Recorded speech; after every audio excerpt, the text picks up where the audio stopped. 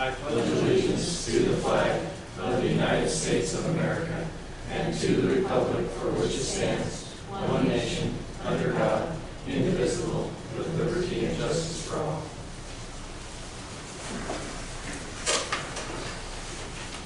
Okay, the first item on the agenda is to adopt the agenda.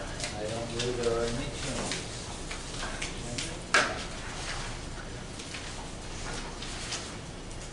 I move to adopt the agenda. Second that. Been moved and seconded that we adopt tonight's agenda. All those in favor say aye. Aye. Opposed? Motion carried. Do we have any guest presentations? not tonight. We'll move right on into our fourth item, the action item, which is to approve the consent agenda. And on the consent agenda, there is regular meeting minutes from October and payment of the bills. So I'll let you guys look at the bills for a few minutes.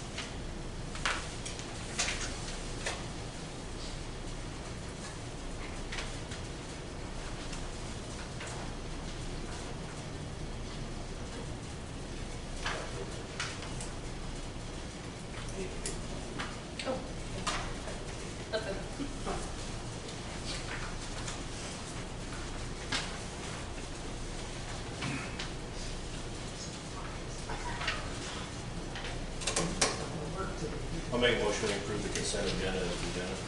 Second. Been moved and seconded, we approve tonight's consent agenda. All those in favor say aye. Aye. Opposed, motion carried. Patron input, none. Okay, information reports, we'll start out with Kendall. Financial report. Listed on the financial report are allowances in Wells Fargo, as well as Idaho Central, and our eligibility balances as well. The attached spreadsheet shows our route ESSER funds that 56,000 remaining. We're going to earmarking for the parking lot resurface, if that's what you guys choose to do there. If not, I'm sure we can find other ways to send it. Budget update. Attached is the budget spreadsheet that I presented to you guys last month, updated as of October 31st. And then just a little Idaho Central Credit Union update. Steve, Dory, and I have received our building credit cards. They were delivered and activated. All purchases going forward will be made with these. I just received our last Wells Fargo credit card statement today. Once I reconcile that, I will collect and shred the Wells Fargo credit cards. Our remote deposit scanner was installed last week, and it's working well. I've made a couple deposits with that already. KHS and JES checks have been ordered, should arrive this week. Once we have them, Jimmy and Denise will transfer from Wells Fargo to their account so they can start using ICC primarily. And then the district account rollover, I'm going to hold off on that until we make sure the school's accounts are working well. I'm hoping in December, and Amy's already connected with Jenny Ford to do her first payroll through ICC for the ACH code.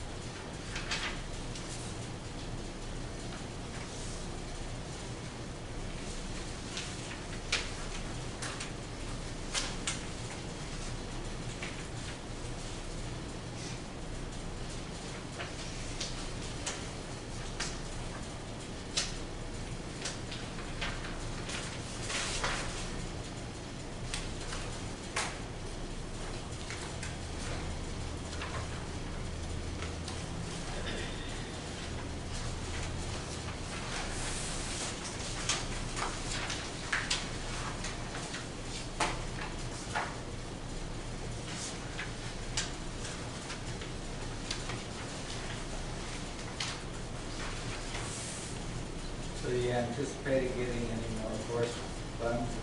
Is that it for the year? I would have to go through the budget and see what we. You don't know? Oh, we won't. No, we'll receive more than that. I apologize. Yeah.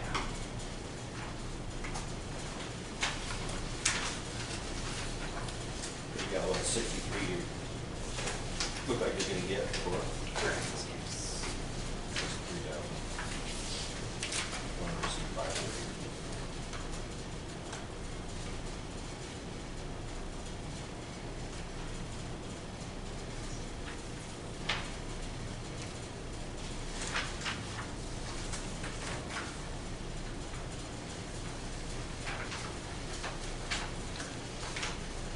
I suppose that's dependent on what the federal government says. Well, everything is dependent on that, right?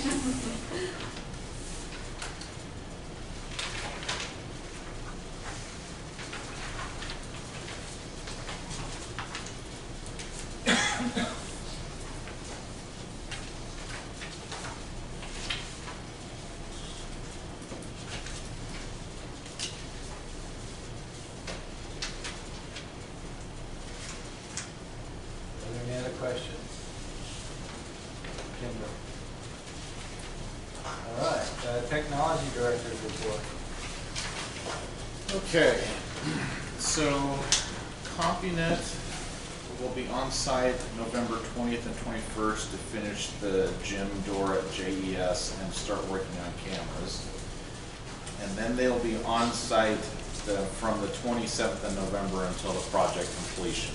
So that's when they'll be finishing cameras at the elementary school and then back up here to get all the cameras in place. So we'll have those done probably sometime in December. We do long story short, we're going to be getting some training for the system.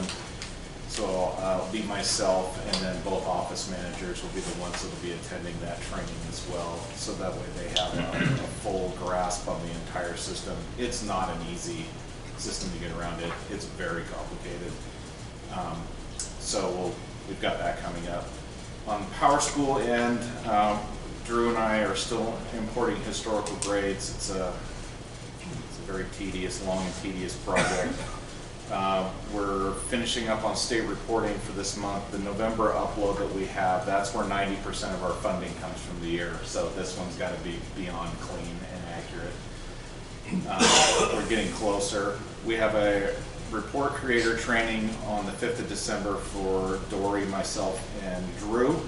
And then one of the things that we purchased along with Power School was a companion piece that we had with Tyler called Unified Insights, which gives us a lot of metrics into the data that we're collecting in the system, and that kickoff call actually happens on the 15th, so that's kind of the third phase of our implementation on that.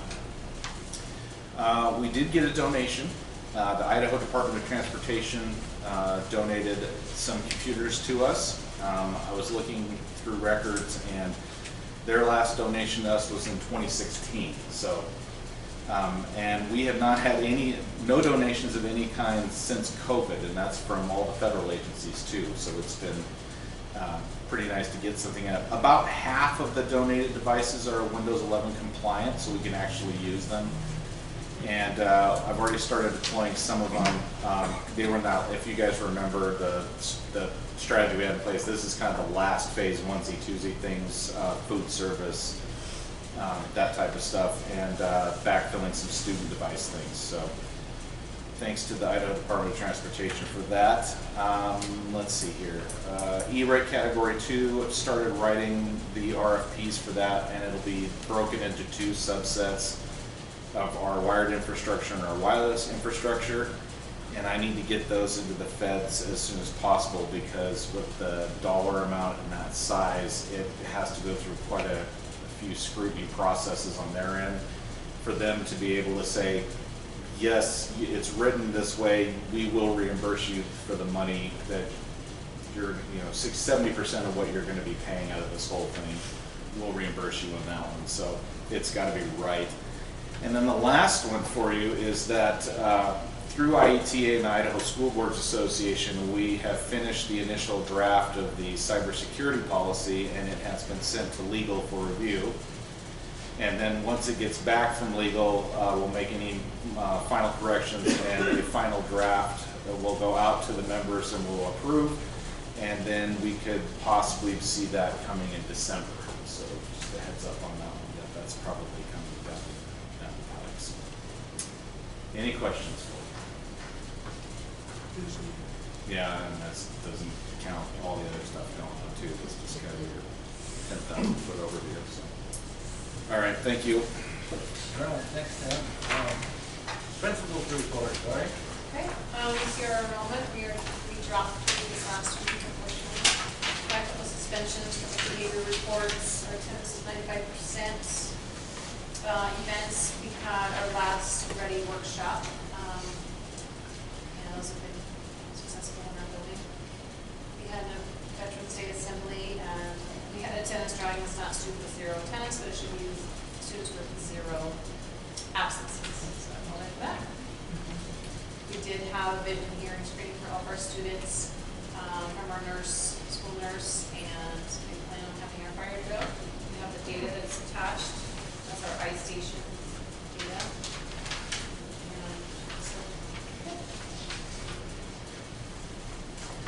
So how are the wildly important goals? Oh, well, I did not include those this month, but yes, our reading is, we're having assemblies each month, so it's an incentive for the students to have always have a reminder, like what's going to happen at the end of the year when they make their goals, and they're on track.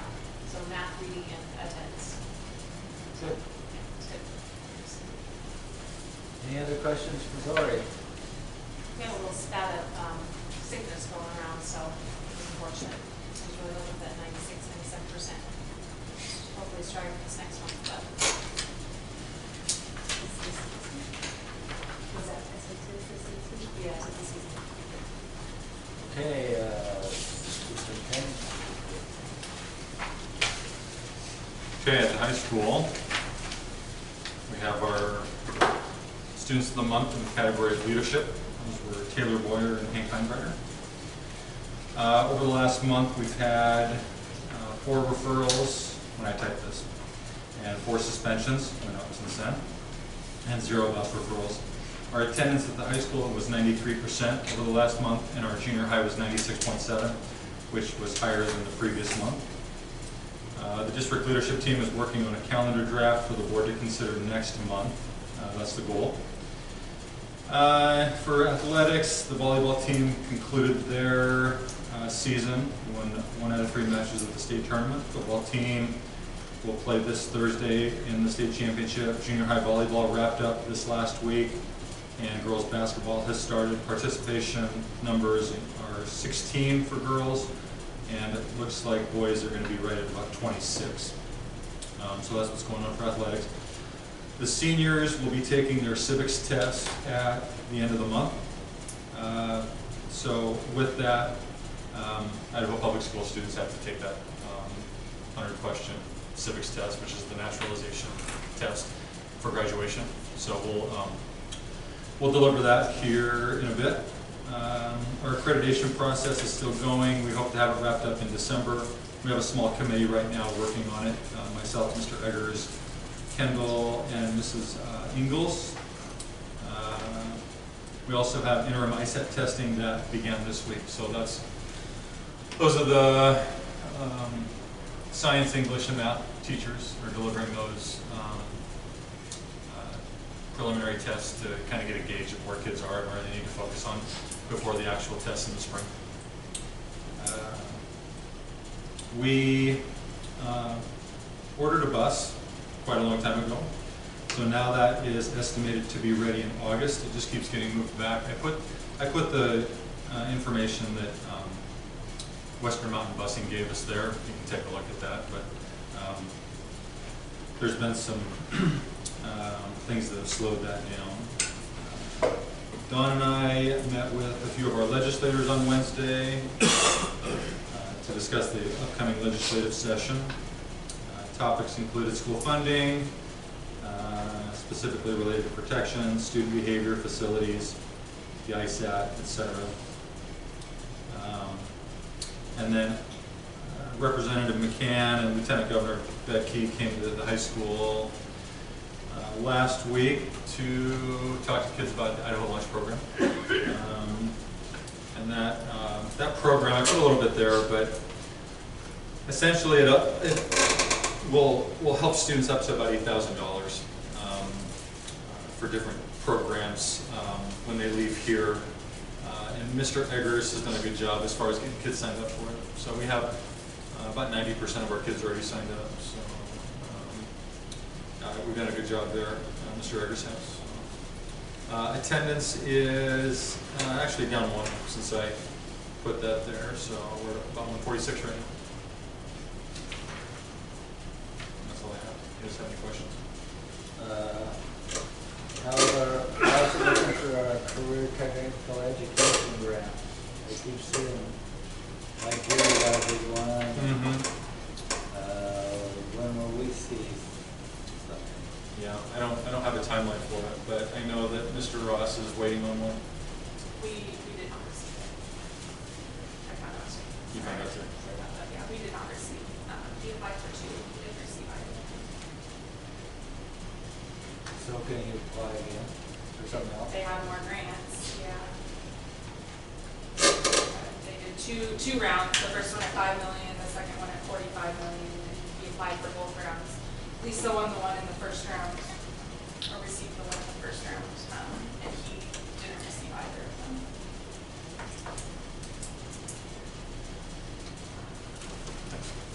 Lisa's already got her.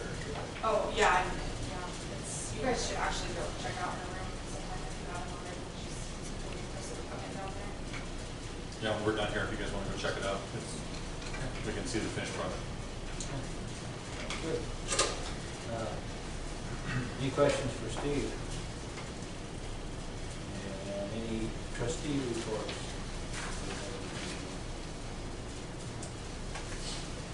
Okay, then we'll turn into the actions item. The first action item is to consider an RFP for the KHS Parking Lot. You want to speak to that, Steve? On that next page is a draft of request for proposal. It's pretty, it's fairly open and vague, to make sure we don't weed people out and we get as much as we can back from that. We talked about this a little bit last meeting. So what we would do if you guys wanted to move forward with this is we would get this out to at least, try to get 3 at least, and then bring those back next month for you guys to consider. Just like we talked about last month, if we did this, we need to use a combination of plant facility funds and ESSER funds. And that would still leave us with enough plant facility dollars to do normal summer projects like we do.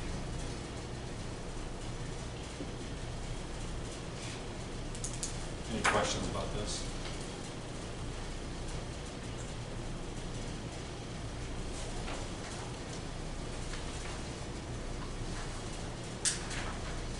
And I assume it would be all the areas that are paved now?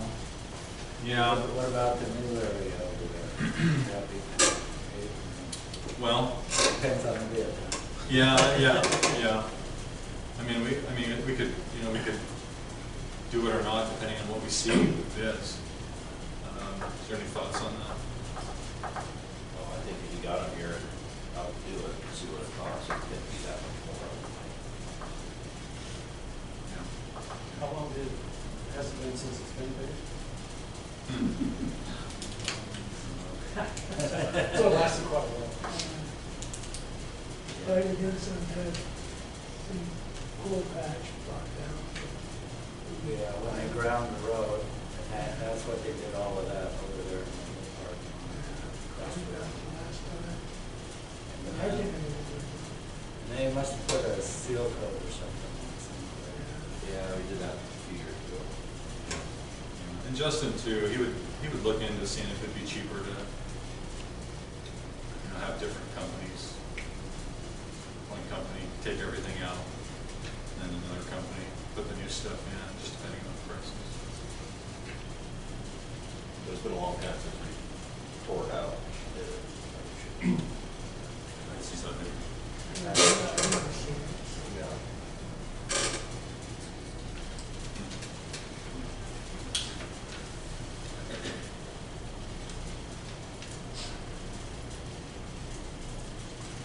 I'll make a motion to approve the RFP for the KHS Parking Lot.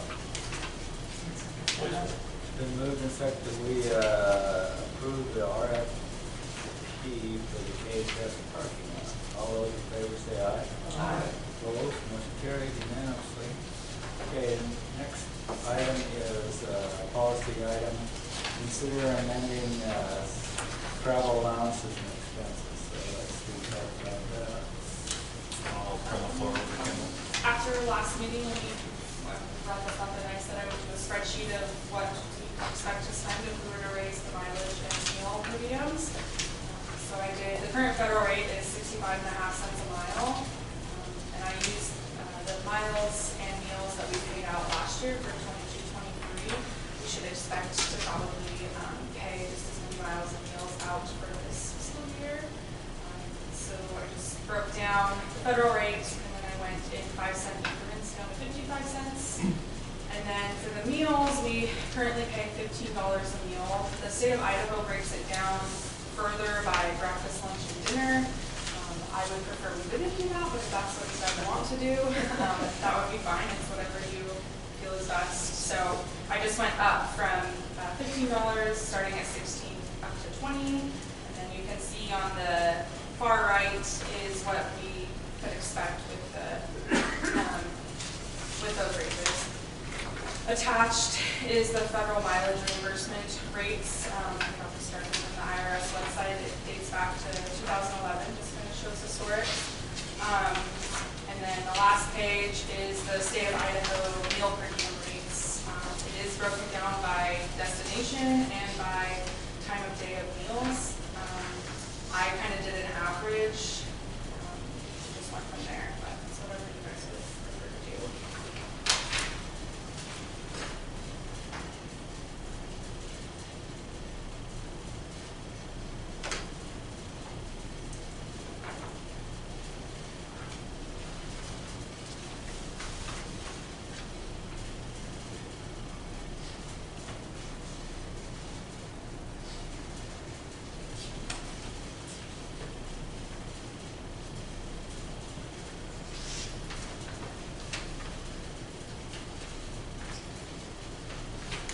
So the other employees are here, when you travel, is $15 enough to eat on, or what would you say would be enough to eat?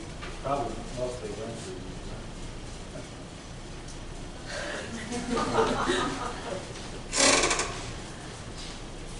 $20 the right number, or what's the right number? I mean, I don't know if the boy really knows. If we went to 20, I mean, if you looked at the difference, it would be about $2,000 more for the entire year, for example. So it's not a big impact on the district, but $5 more per meal might be a big impact for an individual. Yeah. And who gets the majority of all the meals? Bus drivers? Is it? Bus drivers get a lot when they drive for athletics. Any conferences, I attend a couple a year, Amy does. Anytime Yes Story does. Mr. Ross has attended a couple conferences, Alan's attended a couple. Just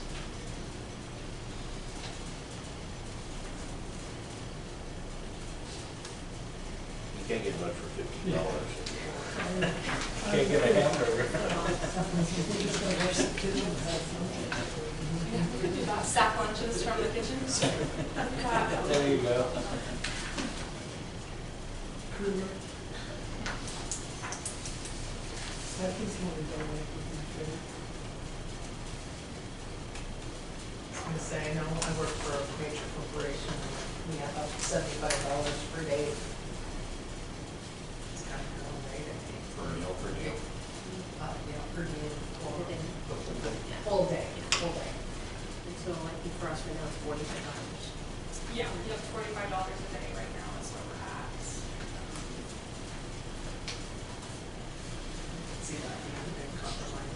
Make a motion to $20 a day or $20 per. $60 a day. Per meal. Per meal. No, you can't. So travel it that way.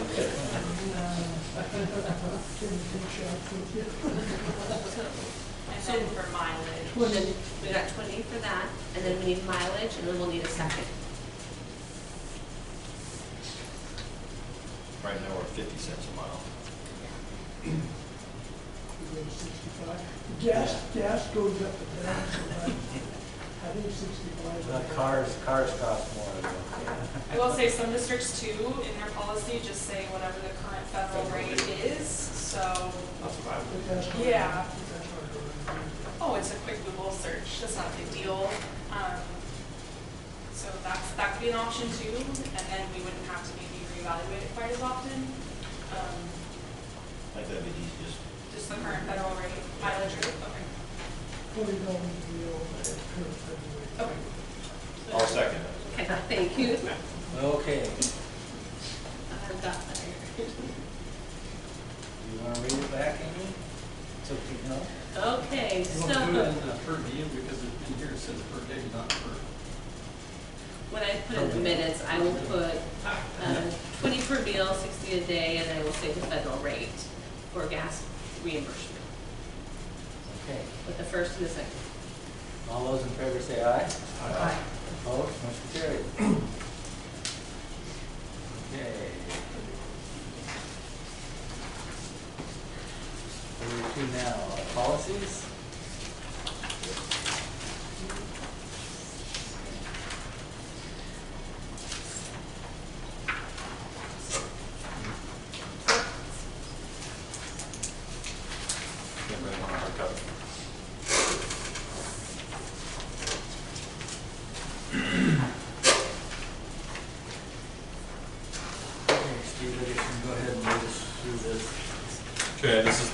that just came out a week ago or so from ISBA. It's a little bit shorter than a lot of the releases. So this is just a first reading. So I'll go through it. There's a few of these on here that there's some optional things on it. So Do you have an extra question? I just pass them to Jeff. Oh, do you need another one? Yes, ma'am. We'll give one to Ryan.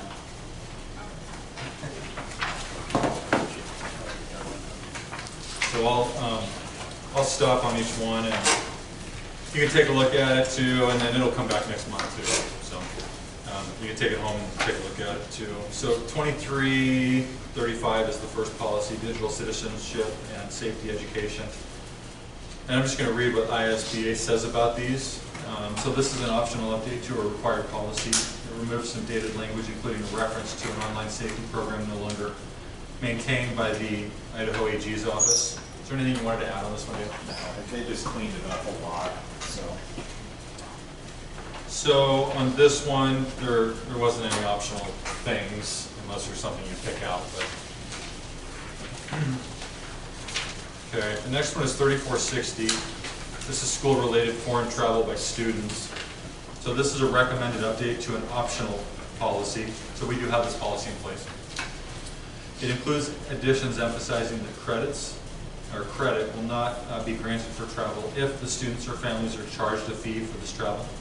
It also makes a sharper distinction between district or school-sponsored travel and private travel. Finally, it removes some parts related to same-sex accommodations that are now addressed in 9605.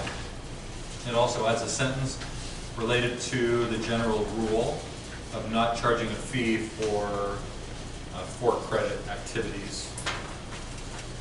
So with 3460, if you look down to the third to last paragraph, there is an option there. It says advertising for school approved foreign travel by students, including the distribution of materials, will or will not be allowed during the school day. Planning and promotion of private non-sponsored trips shall not be conducted in any classroom via school classroom, or via any official or employee school email or social media.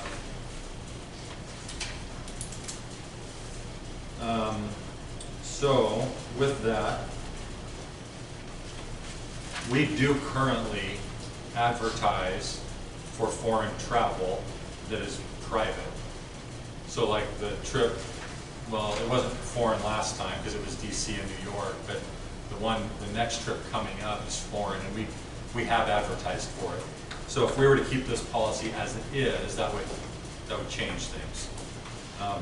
So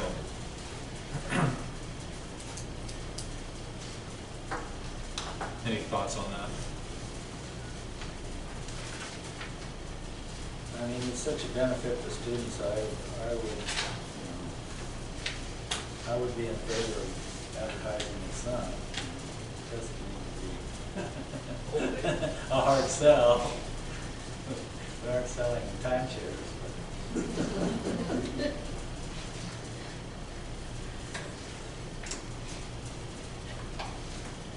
Any other thoughts on that?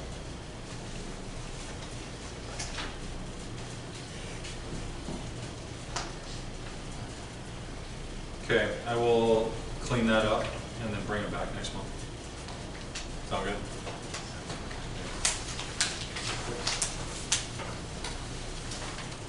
Okay, on the back page, next page of the same policy. There's a yellow section there, and you read that paragraph right in the middle of the page. Same policy. The proposal must include names and numbers of chaperones, including both male and female chaperones, if the proposal is for a mixed group of students. The optional piece is including both male and female chaperones if the proposal is for a mixed group of students. So this is referring to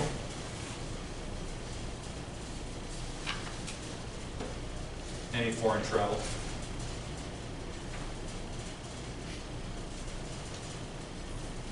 I think this is so rare that I'm not sure it matters too much. So, but whatever you want to do there.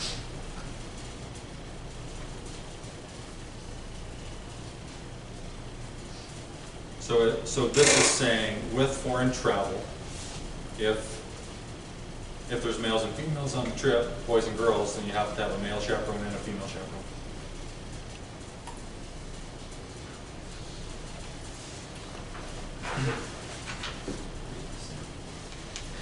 Yes. It's the exact same thing.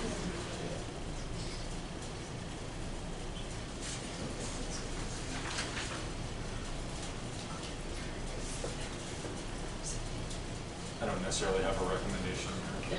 I don't think it'll ever come up, to be honest, but. The optionals, it's saying, it's the exact same, what it said before.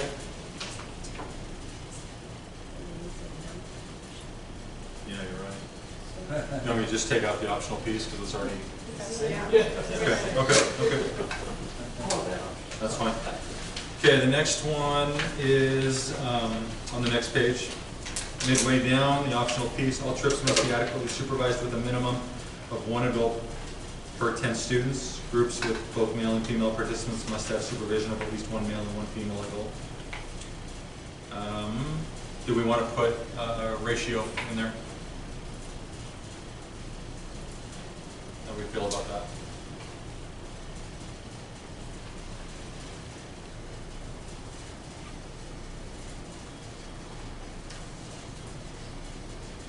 And this is for like this is not for private, this is for like a school sponsored foreign travel.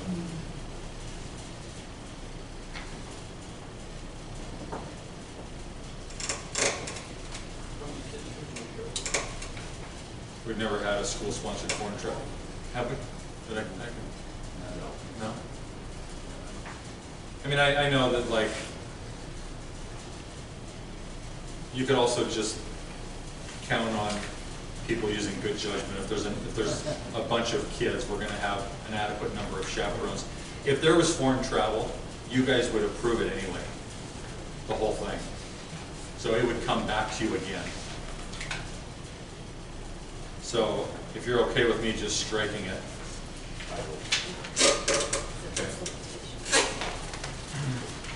Okay. Next one is 3520. This is contagious or infectious diseases. So this is a recommended update to an optional policy in addition to some minor changes for grammar and flow, and to remove a somewhat dated example. This update also removes a section related to head lice, which we moved to its own policy, 2523. This policy is classified as recommended because the previous process for checking for head lice does not include mention of requirements to notify parents or guardians of health services. So it took out everything related to head lice and put it in its own policy.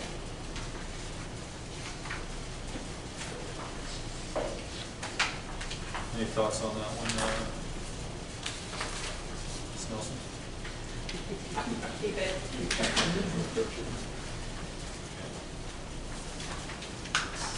Okay, the next one is 3523. So this is the first reading of this policy, head lice. This is a new optional policy. It addresses head lice, a topic previously discussed in 3520. It contains updated guidance on handling head lice in schools based on guidance from such experts as the National Association of School Nurses and the CDC. While these practices are largely optional, there is new discussion of requirements for parental notification of health procedures, including head lice checks. So if you look through this new policy, a lot of the optional pieces are who's going to be managing the activities. What's that? Who's assigned? Yep. So I guess what I'd recommend is just keep what they have there, the principal or the nurse, maybe also add office manager, because I think oftentimes, is that true? Yeah, that's very true. Yes. They're involved in managing it? Whoever sent the document. So I guess I'd recommend principal, nurse, and also office manager.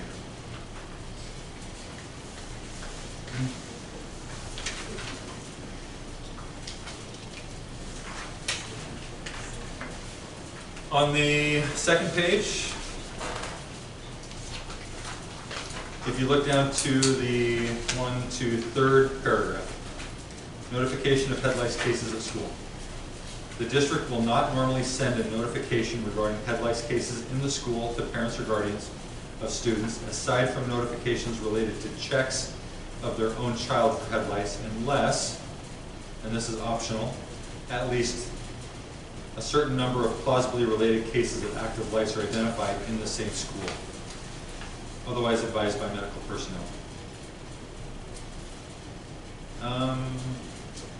Unless anybody has any thoughts on that, I would strike that and just let us use judgment. If we feel like there's an outbreak and need to notify parents, we can. What do you think about We that? do, if there's an outbreak, we notify everybody in the class. Everybody in the class. Class. Any thoughts on that? You okay with that?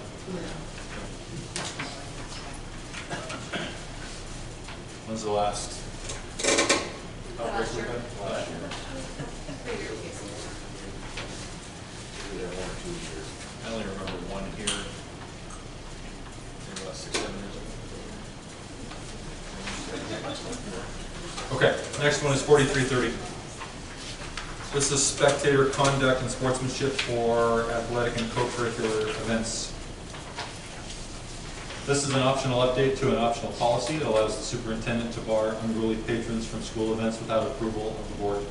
Approval of the board is not required by law, and a more streamlined process may be helpful in light of reports of increases in rude and disruptive behavior from spectators. So at the very beginning there's an option for you guys to take a look at. So the first option is the board delegates the superintendent the authority to deny future admission to any person for up to 1 year by delivering or mailing a notice informing them of the denial. Or the superintendent may recommend to the board that any person be denied future admission for up to 1 year. The board shall vote on whether to deny such admission at a meeting of the board. That's the only optional part right there. The only thing I think is the retaliation against you, the board make the decision, and it's a group, just so you can say, I'm going to do a decision. Agreed. What do you guys think? Yeah. Let the board do it? I think the board should do it. Okay. Okay, the next one is 5280. Professional Standards Commission, or PSC Code of Ethics. This is an optional update to a recommended policy. At the recommendation of one of the attorneys, ISBA consults on policy issues. We've added language to this policy requiring classified employees and volunteers to follow the Code of Ethics for Idaho professional educators. So it's that section in green, basically just adds other staff members to those standards, I guess I should say. Any comments or questions there? We adopt this policy, right? So it's now, we have this policy. Mm-hmm. Yeah, it just doesn't include that last paragraph with classified or employed or volunteers. I think it's probably good to have it apply to everybody. Okay, 5500 personnel files. This is a recommended update to a required policy. At the recommendation of one of the attorneys, ISBA consults on policy. The update to 5500 adds direction to not place attorney communications in employee files or share them with the employee. Also, the charter school version, I guess that doesn't apply. So the last sentence of the second paragraph is a part to take a look at. So it's optional. All documents contained in the personnel file will be noted on the log and sequentially numbered. I guess my recommendation would be no on that, to not have that in there, just for the management sake of it.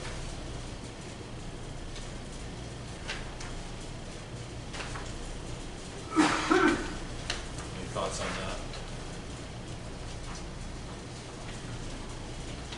We don't currently do that. The second piece on the next page, under second to last paragraph. There's an optional piece, so I'll just read the whole thing. Copies of such documents, this is upon separation, copies of such documents shall be provided to the employee within 10 days of placement in the personnel file, and a written notice of their inclusion in the file by sending such to the employee's last known address. And there's an optional piece, via certified mail, return receipt requested. The employee shall be given the opportunity to file a rebuttal to such information in the same manner outlined above. So the piece that they're asking us to take a look at is, do we want it to be mandatory certified mail when we send those documents? No. When I've been involved in other boards and stuff, you send somebody certified mail, they just don't pick it up. It doesn't mean anything. Okay. So, Any thoughts on that? I have the same lot. Okay. If they know it's bad news, they refuse to pick it up. Okay. And then the last sentence is also new. So it says, in no case will attorney communications be placed in the employee file or produced to the employee. And the next one is 7260. This is student activity funds. So this is an optional update to a required policy. This update adds a note explaining that Idaho Code requires boards to adopt a policy that describes the kinds of expenses student activities funds will be used on. It also replaces a blank in which boards can describe these expenses with choices between suggested language. This change was prompted by an observation by ISBA that many boards are inclined to delete this part of the policy if they aren't aware that it's required. And the boards frequently ask for help with filling in this blank. So on the first page there at the top, that's where we have to fill stuff in. Such funds shall be used for expenditures such as, and they filled in athletics or student activities. So oftentimes people just delete all of that when it's supposed to be in there. I guess I'd recommend leaving that pretty open. I would keep the language they have, that's fine, I think. But just put, or student or staff related events. Do you have any thoughts on that? No, I think there's a ton of fundraisers that we do, and I would put an end on that. Be open, but we Any thoughts on that one?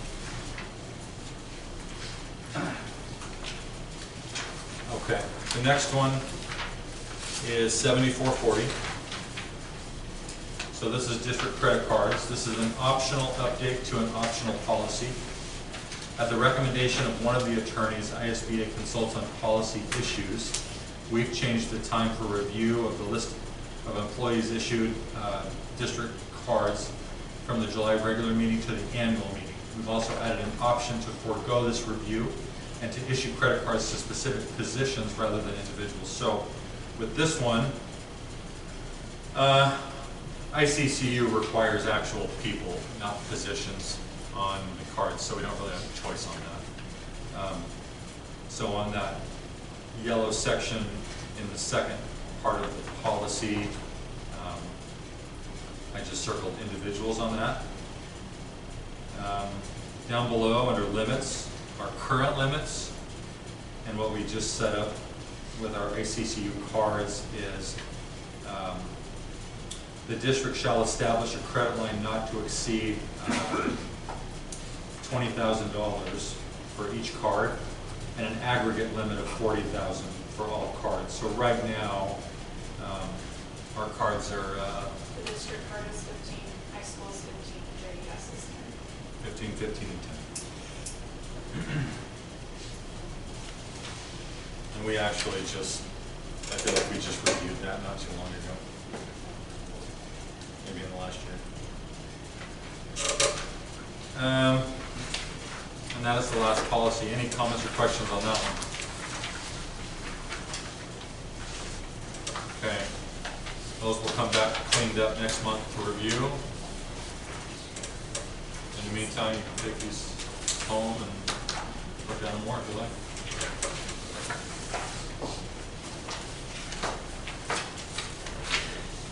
Are there any board member requests or inputs for future agenda items?